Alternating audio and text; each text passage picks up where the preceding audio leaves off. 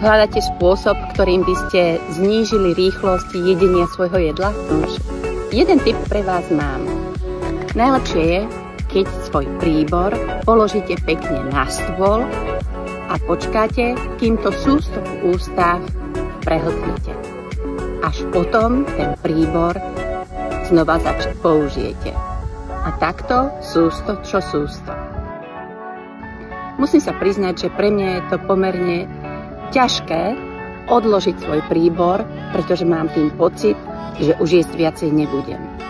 Tak som si vytvorila tzv. Obranný efekt, kedy ten príbor držím poctivo v rukách, avšak v takej ochrannej pozícii. Na každého platí niečo iné. Možno vy to zvládnete úplne krásne, zbaviť sa príbora počas jedenia, alebo budete radšej tú svoju poživeň chrániť a brániť.